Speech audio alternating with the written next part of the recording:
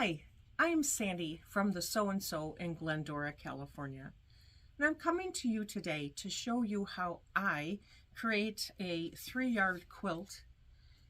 And we're using patriotic fabric in anticipation of the upcoming, we want to start decorating in May for Memorial Day, and then July for the 4th of July, and then Labor Day, and then there's Flag Day in there as well. So we would like you to just have a wonderful door decoration or a lap quilt, however you want to use it. Well, we're going to be using the 3-yard quilt book called Modern. And then we are making today crystalline. So there's a pattern in this book on page 4. My approach to this is the very first thing you need to do is to determine which of the 3 fabrics is fabric number 1, which is fabric number 2, and which is fabric number 3.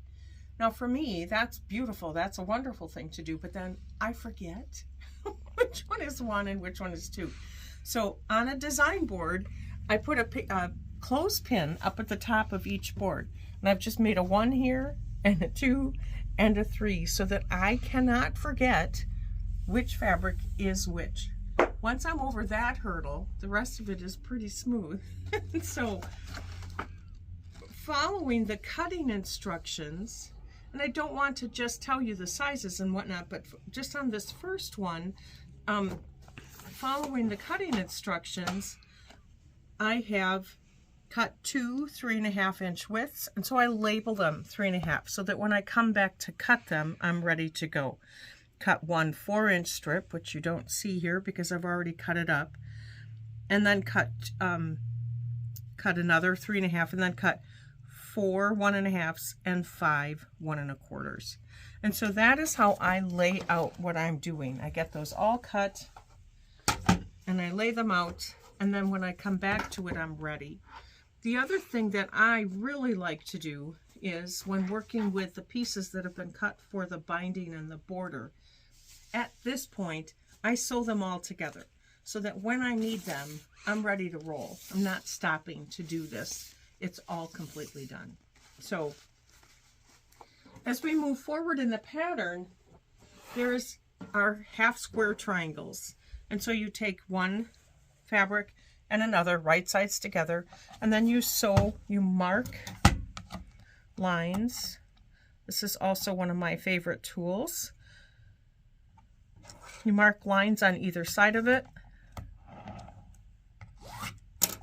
and then sew on those lines. Cut this open and you have some half square triangles. And then we're going to trim them with the block lock ruler. The trick to the block lock ruler is to place the logo on the lower so that you're rubbing this edge right up against the seam line, and then line it up at 3.5 inches.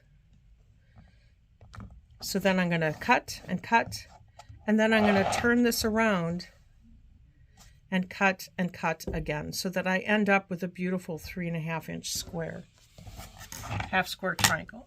And the next step, is to lay them out. So I've created this piece according to directions, and I've pressed that seam down. I've created the half square triangles according to directions. I've cut this piece according to direction. Then I have this square, and this square. This seam I'm pressing up, this seam I'm pressing down. Then I position them to sew, as I said.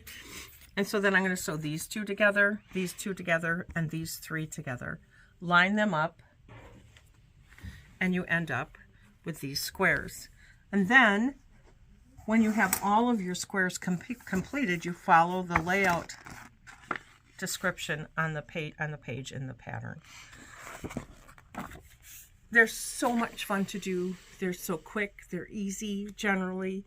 As long as you can remember which fabric is 1, 2, and 3, you're golden. Thank you so much. I'll look forward to seeing you at the SewNSew.